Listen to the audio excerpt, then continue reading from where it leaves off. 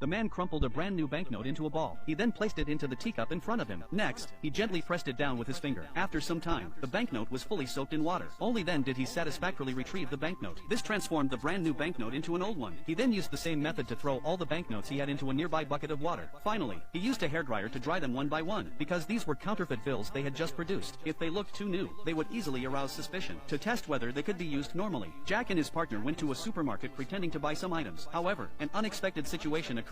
When the store owner took the money, he looked serious. He examined the cash in his hand, then turned to look at Tom. At this point, Tom realized something was wrong. Just as he was about to run, the store owner grabbed his wrist. Seeing the situation was bad, Jack quickly pulled him out, but the store owner did not intend to let them go. In the end, the two hid in an alley, narrowly escaping the crisis. They didn't expect their carefully made counterfeit money to be easily detected, but soon, they found a solution. It turned out that in 2016, India comprehensively upgraded its currency. The genuine currency used color-shifting ink, which changes color slightly under different angles and lighting. Additionally, it had unique security threads, which are key features for currency verification machines, whether it's the 500 or 1000 rupee notes. They all used special cotton pulp paper. This material feels completely different from other types of paper. That's why real banknotes produce a crisp sound. Although making counterfeit money seemed difficult, the two did not give up. Soon, they began planning their operation. The first step was to create a template, because banknotes have very fine noir patterns. Even the world's most advanced scanners cannot perfectly replicate them. The only way is to manually replicate them. But for Jack, who specializes in replicating famous paintings, this was his forte. First, he completed a draft by hand. After scaling down the drawing proportionally, they could create a printing plate. The second step was to find identical paper. To find paper similar to real banknotes, the two searched bookstores and second-hand bookstalls daily. They even spent money to order various types of paper with impurities. Eventually, they found a material with a similar feel. The third step was color-shifting ink. Tom had been learning printing in a factory since he was 3 years old. With 30 years of rich printing experience, he tried mixing over 100 types of pigments. Finally, he found a suitable metallic paint and successfully blended in nearly perfect color-shifting ink. However, the security thread on banknotes was impossible to replicate, but they were fortunate to discover that the security thread on the 10 rupee note was the same as that on higher denominations. In other words, they only needed to remove the security thread from the 10 rupee notes and transfer it to the counterfeit bills. Finally, to make the banknotes crisp, Tom mixed water and varnish to create a solution. He evenly applied it to the surface of the paper, achieving the same feel as real banknotes. After completion, Jack placed a stack of banknotes into the currency verification machine. With the sound of successful verification, they managed to deceive the machine. Even the currency verification machine couldn't detect the counterfeit, making it even less likely for people to notice. So the two confidently went to the store again, hoping this time they could successfully purchase items.